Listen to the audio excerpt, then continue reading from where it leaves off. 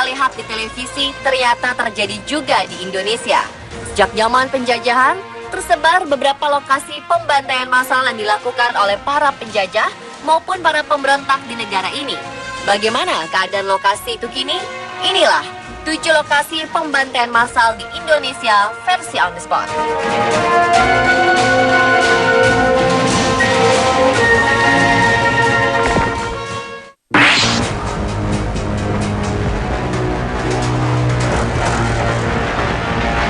Pada masa penjajahan Jepang 1942 hingga 1945, salah satu daerah yang paling ditakuti adalah Kalimantan Barat. Penduduk di sana tidak mau menerima kedatangan Jepang begitu saja setelah Belanda mundur. Jepang mengambil paksa harta benda dan memperkosa anak gadis di sana. Sultan dan para cendekiawan di Kalimantan Barat pun berkumpul untuk membuat strategi mengusir Jepang dari tanah mereka. Namun rencana ini dibocorkan oleh warga yang berkhianat. Jepang mengetahui rencana tersebut dan menangkap semua cendekiawan yang berkumpul, termasuk Sultan Pontianak. Mereka dibawa ke Desa Mandor, Kabupaten Landak, Kalimantan Barat untuk dibantai. Desa Mandor dipilih karena waktu itu belum banyak penduduk yang tinggal di sana dan area hutan masih luas. Diperkirakan para bangsawan dan cendekiawan ini dibunuh dengan samurai. Ada juga yang mengatakan mulut mereka dimasukkan selang dan diisi air hingga meninggal. Setelah membantai orang-orang penting ini, Jepang tidak berhenti. Mereka mencari pihak keluarga dari korban dan membunuhnya di lokasi yang sama. Ada 21.000 orang yang tewas dalam pembantaian ini. Peristiwa genosida ini sukses membuat Kalimantan Barat kehilangan kaum intelektual selama 3 dasawarsa.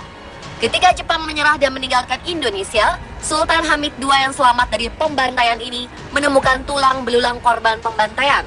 Sultan ini selamat karena ketika Jepang menduduki Indonesia, dia hijrah ke Belanda bersama istrinya yang berkebangsaan Belanda. Dia pun mengumpulkan tulang belulang ini dibantu tim ahli dari Australia dan penduduk setempat.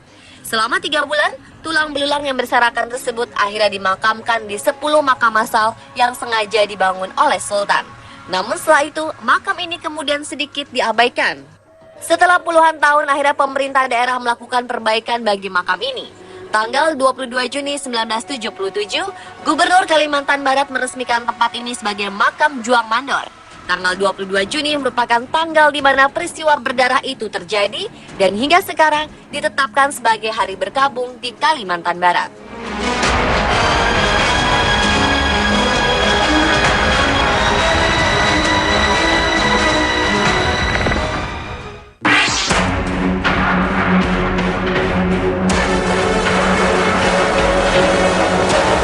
Tidak kalah kejam dengan Jepang, tentara Belanda juga melakukan pembantaian massal di berbagai tempat.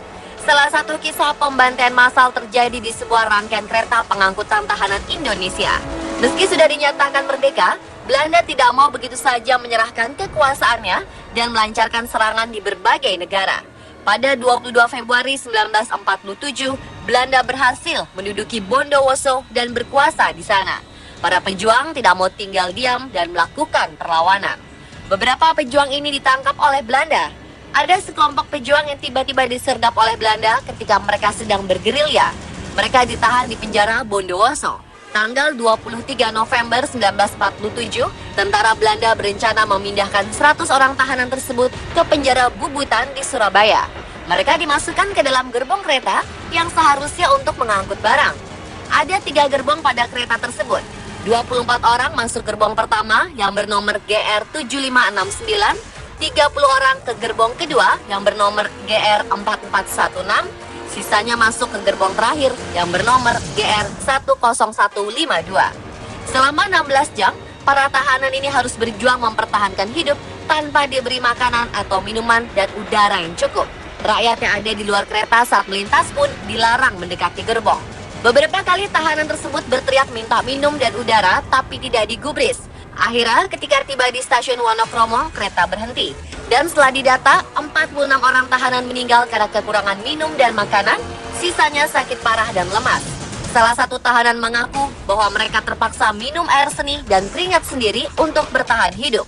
Gerbong ini sekarang berada di Museum Brawijaya, sedangkan di Bondowoso dibangun monumen gerbong maut untuk memperingati insiden berdarah ini.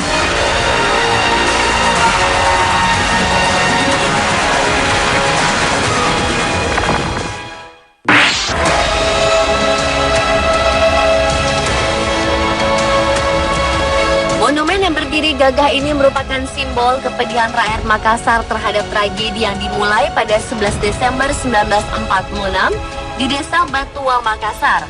Pada waktu itu, Belanda masih belum menerima kedaulatan Indonesia sebagai sebuah negara yang merdeka. Tentara Belanda masih menekan rakyat di berbagai daerah, salah satunya rakyat Makassar. Di lapangan Desa Batua, tentara Belanda memaksa rakyat menggali sebuah lubang besar. Rakyat tidak mengetahui bahwa lubang yang mereka gali itu nantinya menjadi sebuah kuburan massal bagi penduduk Makassar. Sebanyak 3.000 orang yang dinilai pemberontak dan pejuang ditangkap dan dikumpulkan di lapangan itu. Secara bergantian, mereka diminta duduk berjejer mengelilingi tepi lubang itu dan ditembak oleh Belanda. Korban yang tertembak akan segera jatuh ke lubang sehingga tentara Belanda tidak perlu capek menguburkan mereka satu persatu. Tidak hanya para pemimpin dan pejuang saja yang dibantai. Setelah pembunuhan sadis tersebut, tentara Belanda semakin kehilangan akal. Mereka mendobrak pintu-pintu rumah rakyat dan menembaki siapa saja yang terlihat mencurigakan. Dalam waktu 3 bulan, ada 40.000 jiwa yang tewas. Komandan tentara Belanda yang bertanggung jawab atas pembunuhan massal ini bernama Raymond Paul Pierre Westerling. Karena peristiwa tersebut, pembantaian keji ini dinamakan pembantaian Westerling. Tanggal 11 Desember menjadi hari berkabung di Makassar untuk memperingati peristiwa pembantaian tersebut.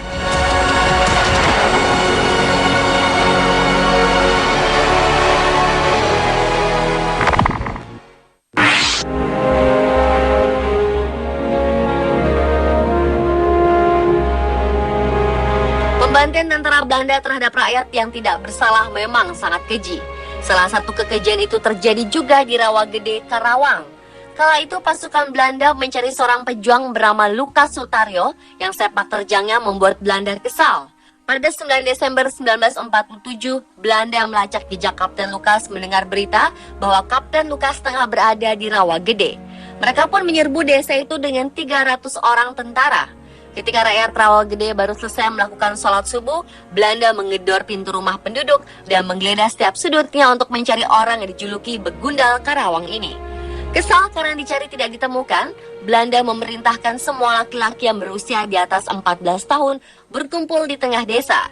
Mereka dipaksa untuk memberitahukan keberadaan Kapten Lukas. Namun tidak ada yang berbicara, semua bungkam. Kapten Lukas sebenarnya sudah meninggal Rawagede sehari sebelum penyergapan Belanda ini. Karena semua bungkam, peluru tentara Belanda pun akhirnya dilontarkan dan menewaskan semua laki-laki itu. Dalam waktu 12 jam, seluruh laki-laki dewasa di desa ini tewas. Tinggallah para janda dan anak-anak yang meratap mencari suami dan ayah mereka. Keadaan pilu ini bertambah menyedihkan karena mereka terpaksa bahu-membahu menggali liang, menggotong jenazah, dan menguburkan laki-laki yang mereka kasihi. Rawagede berubah menjadi kampung janda yang harus berjuang membesarkan anak-anak mereka. Setelah bertahun-tahun, barulah ada lelaki dewasa di desa ini.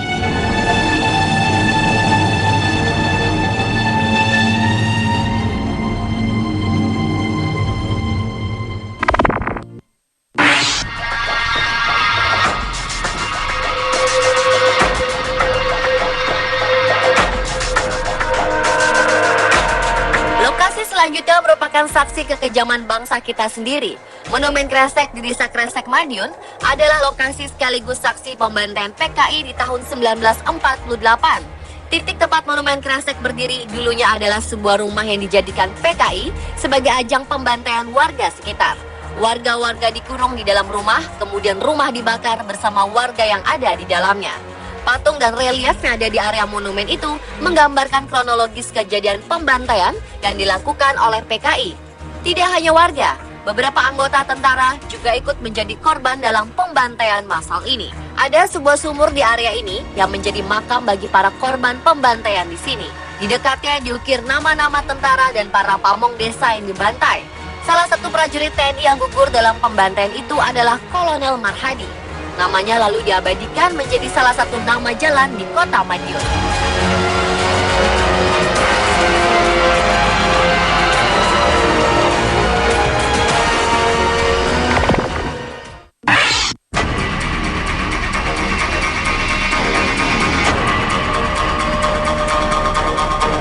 Mei 2013 2016, puluhan tulang belulang manusia ditemukan warga secara tidak sengaja saat melakukan penggalian tanah di Situbondo, Jawa Timur.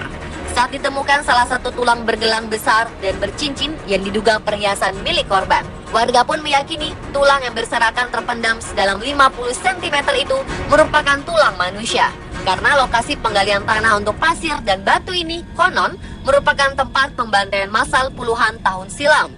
Tak hanya menemukan tulang belulang manusia ini, namun warga juga menemukan adanya perhiasan seperti gelang yang melingkar di salah satu tulang lengan.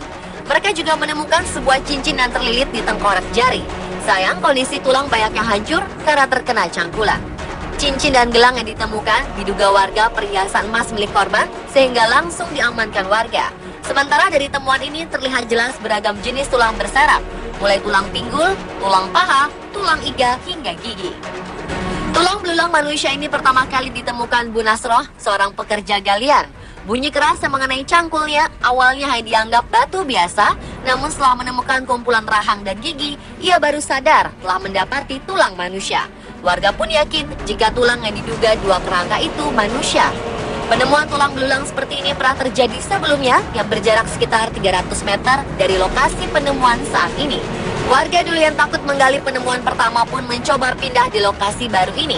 Namun setelah menggali seluas 15 meter, kumpulan tulang terserak di kedalaman 50 hingga 100 cm dari permukaan tanah. Warga pun meyakini bahwa tulang tersebut merupakan manusia korban pembantaian massal puluhan tahun silam.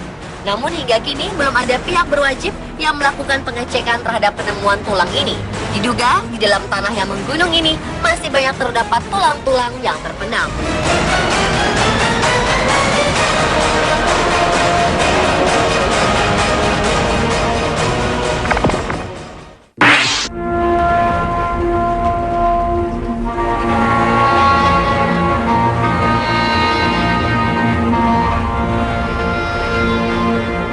Kejadian G30S sampai sekarang masih menjadi kontroversi.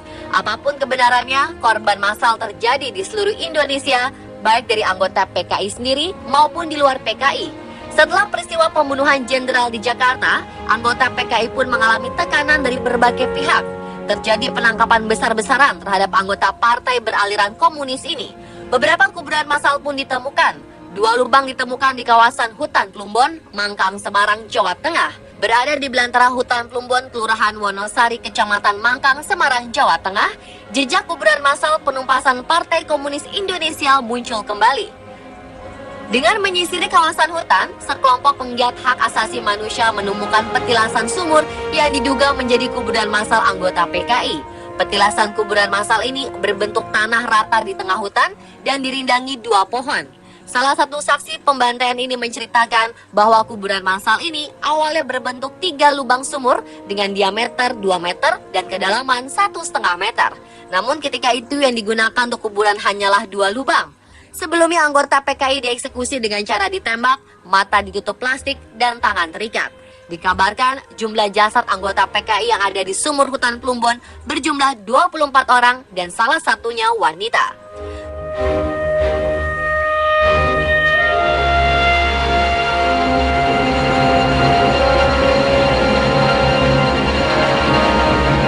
Itulah 7 lokasi pembantaian massal di Indonesia. Semua lokasi meninggalkan kisah yang kelam dan menjadi peringatan bagi kita untuk tetap hidup dalam damai.